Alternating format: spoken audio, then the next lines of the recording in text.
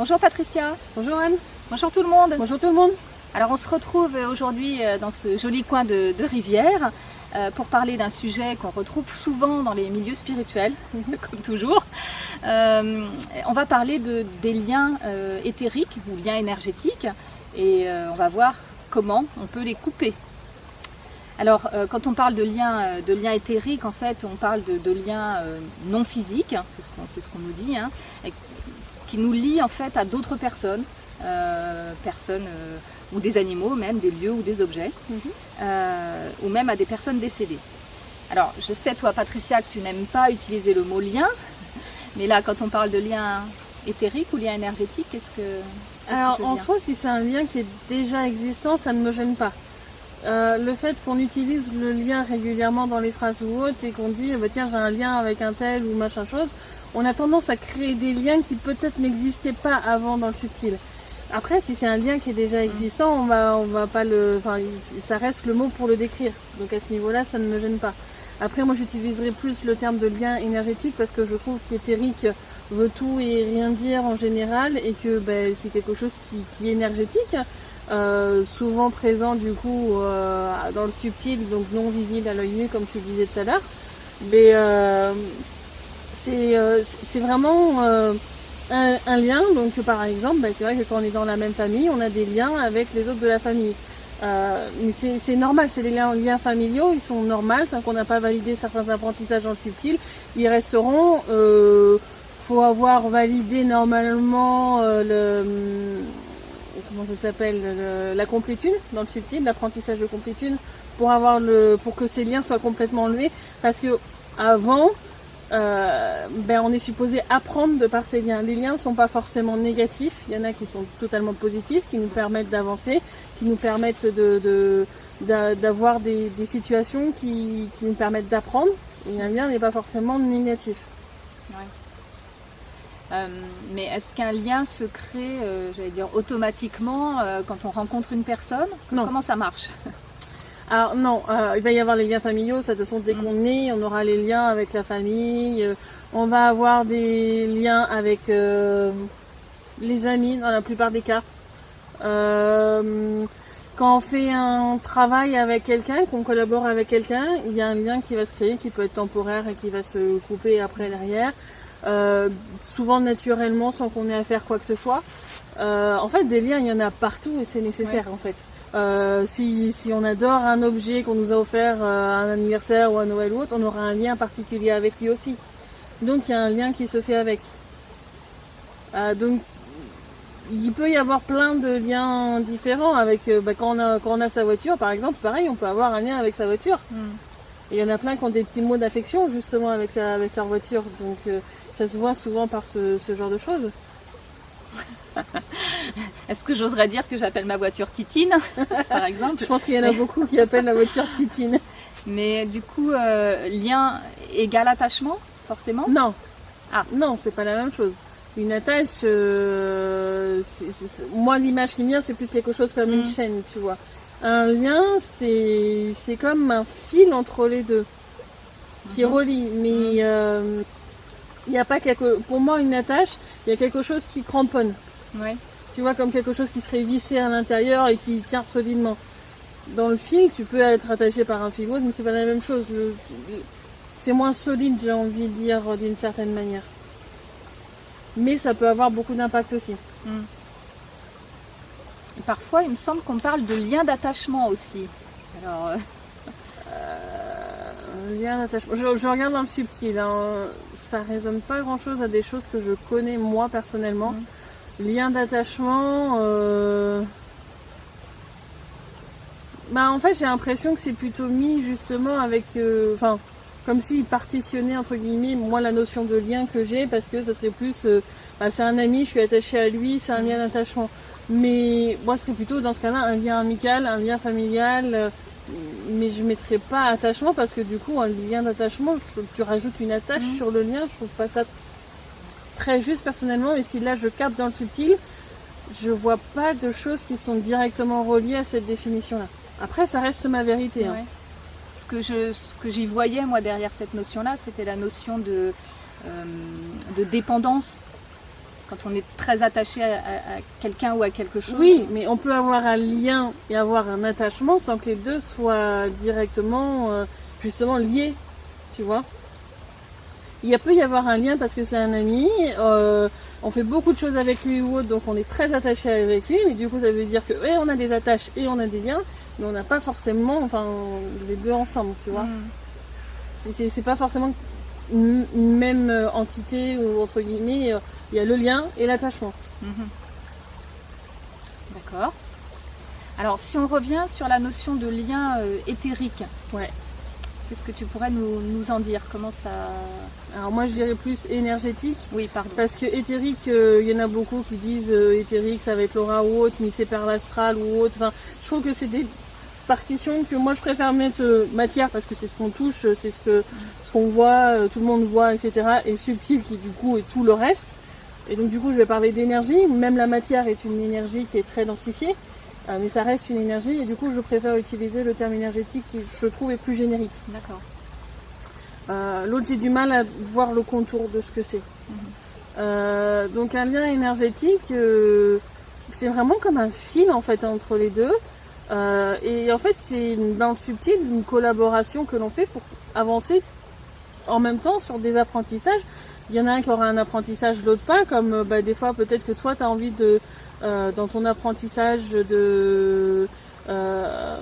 d'apprendre l'entraîne et puis que l'autre personne est plutôt quelqu'un de renfermé, etc. Donc tu vas aller vers lui et puis lui il devra apprendre à s'ouvrir et donc du coup la communication fait que toi tu vas pouvoir apprendre sur l'entraîne parce que tu seras avec quelqu'un d'autre, etc. Et lui, l'autre personne va pouvoir s'ouvrir et avancer dans cet apprentissage-là. Mais vous aurez un lien à ce moment-là, un lien amical, un lien autre, mais qui va vous permettre en fin de compte d'avancer tous les deux sur vos apprentissages en même temps.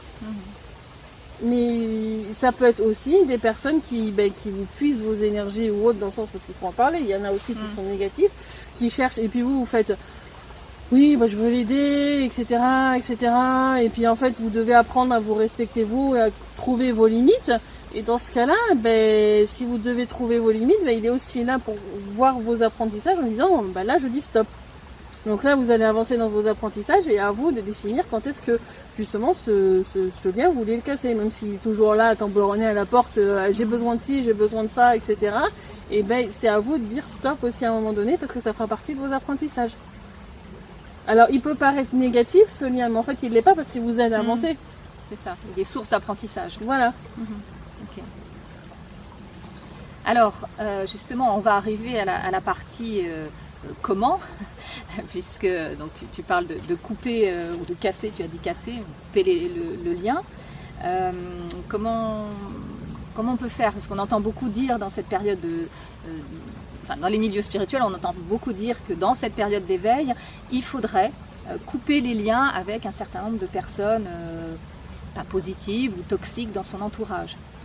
Est-ce que ça, c'est quelque chose que tu recommandes? Alors, au moment où c'est adéquat pour soi et qu'on a fini l'apprentissage ou les apprentissages qui sont supposés nous amener, oui, c'est bien de couper le lien dans le subtil. Après c'est quelque chose qui est pas facile parce que actuellement mon expérience à moi, on a beau vouloir les couper, des fois ils nous sont remis sans que voilà, et qu'on est obligé encore de le recouper alors qu'il avait été coupé, etc. C'est pour ça que moi aujourd'hui je fais appel notamment à la justice licite dans les dépenses subtiles parce que moi ça m'est arrivé régulièrement où je l'ai enlevé un jour et puis parce que j'avais la capacité de l'enlever, j'avais avancé dans des apprentissages de soins énergétiques donc je les enlevais par moi-même et le lendemain tu fais comment ça il est de retour? Il faut que je renlève et puis en fin de compte tous les jours tu te mets à refaire le boulot que tu avais fait la veille donc c'est assez chiant pour ça.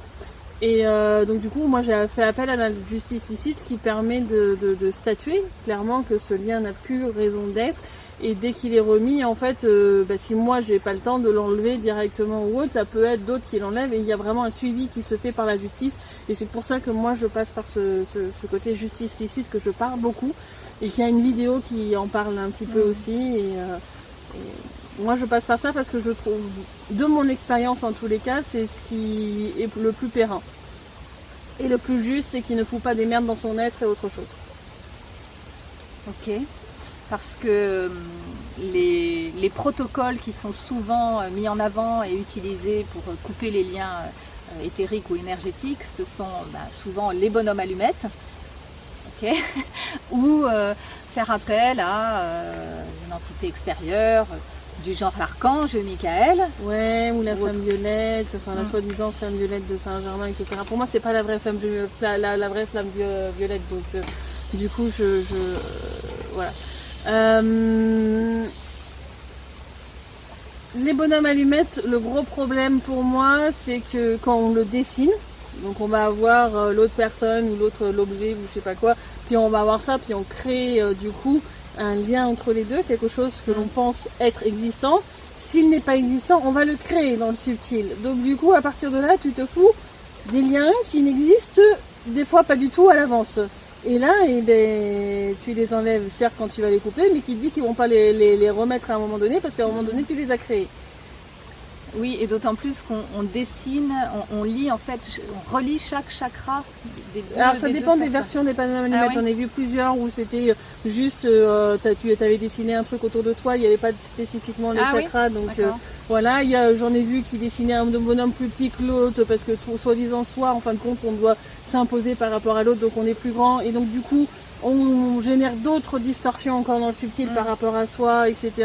Et donc du coup, c'est vrai que le fait de dessiner de cette manière-là, pour moi, c'est une ancienne méthode qui a eu sa raison d'être et qui pour moi aujourd'hui n'est pas dans la justesse. D'accord. C'est ma vérité à moi. Le problème, comme j'ai souvent dit, de faire référence à un être à côté, Archange Michael ou autre présence autre, le problème c'est que eux ils font leurs apprentissages de leur côté ou autre. Moi je l'ai fait à un certain moment, j'ai dû épurer des choses qu'ils avaient mis chez moi qui n'étaient pas justes, donc c'est pas quelque chose que je vais recommander dans ce sens là. Après, chacun doit faire les choses en fonction de ce qu'il ressent juste. Moi aujourd'hui ça sera de faire appel à la justice ici, parce que je veux que les choses soient complètement respectueuses du début à la fin. Ouais, mais dans ce cas-là, tu n'as pas besoin de faire une action spécifique pour dire je coupe les liens entre moi et telle personne ou entre moi et telle situation. Mais c'est clairement, je demande que tous les liens qui sont chez moi sont respectueux.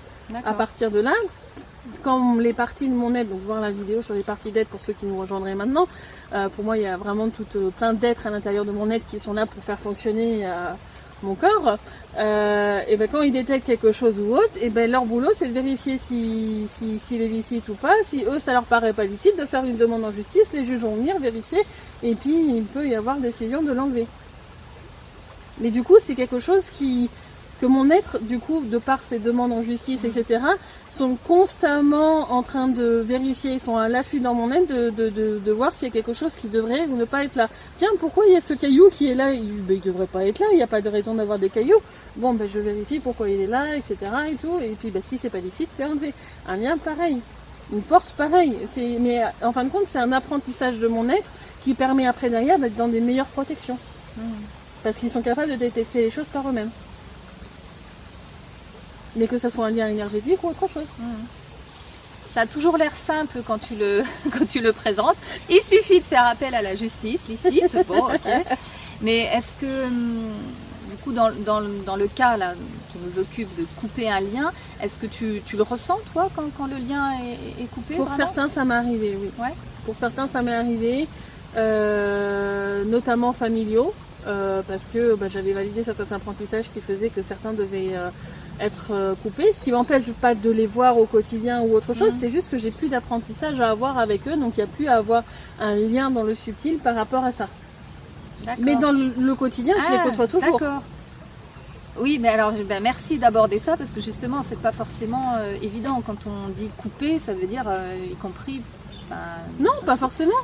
Mais à les partir du moment où on a pu ce lien dans le subtil, et en fait le rapport dans la matière peut changer. D'accord. Mais c'est pas pour autant qu'on a pu le côtoyer. D'ailleurs, au départ, quand tu croises quelqu'un, t'as peut-être pas de lien avec lui, il va se créer avec un certain temps. Ça t'empêche pas de lui parler. Oui, mais non, mais c'est bien de le dire, parce que justement, je pense que c'est pas toujours compris de cette façon-là. Moi, en tous les cas, c'est ma vérité à moi. C'est comme ça que je le vis au quotidien. D'accord, donc on peut continuer de côtoyer des gens, par exemple de notre famille, alors que le lien énergétique est coupé, et continuer d'avoir des relations cordial. Tout à fait. Voilà. Souvent d'ailleurs ils sont même un petit peu plus cordiales parce qu'il y a moins le côté apprentissage qui est présent et l'effet miroir en fait. D'accord. Bon, ben, merci beaucoup pour ces explications. C'est vrai que j'étais restée moi sur le fait que quand on coupe, eh ben, on coupe aussi les relations physiques, quoi. Non, et on peut couper et dire je veux plus voir un tel ou un tel, mais avoir toujours des liens avec cette personne dans le subtil. Oui. Parce Oui, l'inverse que- est vrai aussi alors. Enfin, Ben oui. Ouais. On a essayé de forcer les choses, mais c'est pas comme ça que ça fonctionne. Il faut faire ces apprentissages, et quand les apprentissages qu'on avait à faire en commun, etc., sont finis, et ben dans ce cas-là, ça peut partir. Très bien. Bon, merci beaucoup Patricia pour ces éléments sur les liens énergétiques. J'espère que ça vous aura aussi apporté des éclairages. Et puis ben, on va faire une petite vidéo d'exercice pratique pour voir si on a soi-même des liens à épurer et du coup, comment faire la demande en justice pour les enlever. Très bien. À bientôt. Merci, au revoir. Au revoir.